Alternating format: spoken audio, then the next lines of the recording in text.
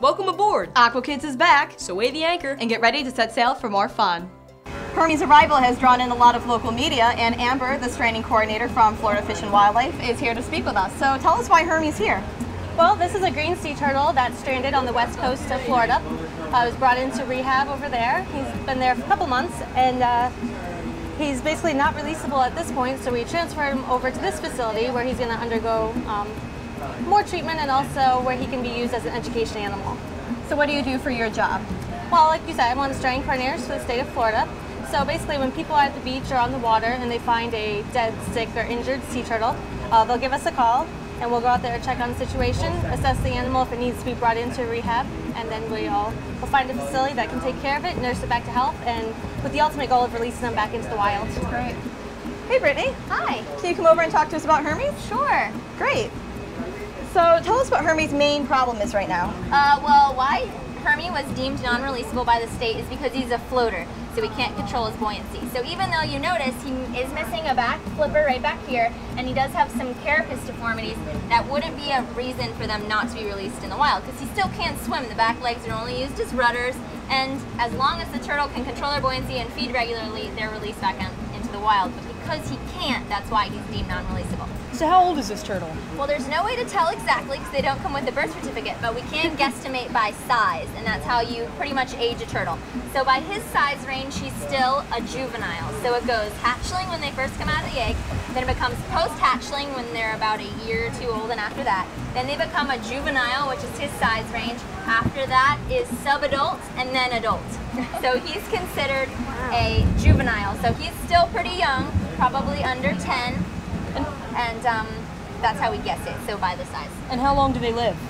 They guess that it's around the same lifespan as us humans. It's about 80 years. They say that after they reach sexual maturity at about 30, they get 50 years past that. How big will he get? Well, I hope you can hear me over the rain outside. We're having a nice Florida sun shower. Oh, yes. But because Hermy is a green sea turtle, he'll probably reach between 250 and 300 pounds, but that's in the wild. Here, because he does have some health concerns, he may not get up to that maximum size, but that's his potential. Right now he's only about 60 pounds, so he still has plenty of growing to do. Yeah. What type of care did the turtles receive at the center? Well, once they reach our stage, they've already gone through the hospital aspect, the rehabilitation aspect, so they're pretty much at the point they're going to be for the rest of their lives. Once they're here, though, we can bring that a step further and get them really comfortable and happy in their permanent home environment, which is always going to be around people at this point. So we do what's called operant training with them, so they'll each get their own specific color target that they'll get put in the water, and every time they respond to it, come up to it for food, then they'll get the food reward and their medication if need be. Also, weekly, we pull them out and give them a big scrub. We check all their fins and flippers because they can have a lot of fun out there, and because we have a natural tank, sometimes they get stuffed up if they're having a little bit too much fun. So we check all their flippers, we check their bellies, we check their back, we check their face, and make sure that they're not hurting themselves and having, you know, crazy times out there.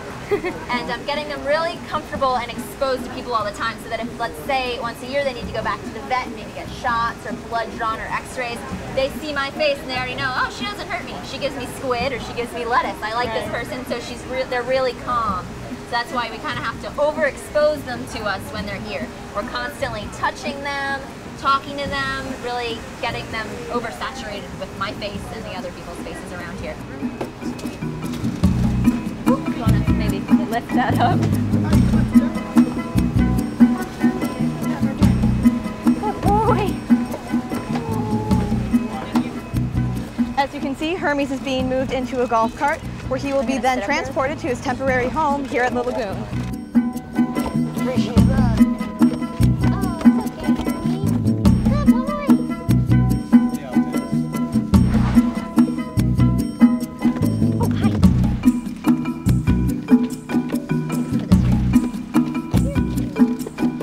Alright, so it looks like Hermy has made it here, and he's getting ready to be put into the water.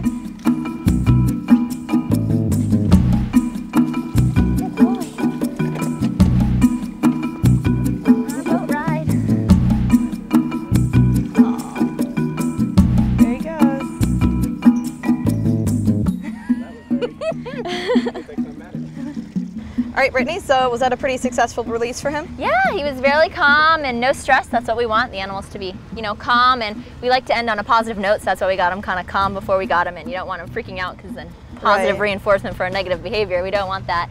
So yeah, now he's in the small enclosure, which is our nursery, and he'll spend some time in here and make sure he gets really well adjusted to the feeding, and hopefully we get him started on some training like our other turtles, and then he'll get to go out into the big lagoon and spend time with his other fishy friends and turtle friends. He'll have a really safe life. He'll be able to bask when he wants to climb up on the rocks. He'll be able to go down in the deep 8-foot area when he wants to, and just swim around and do whatever he wants practically, and not have to worry about being in any kind of danger.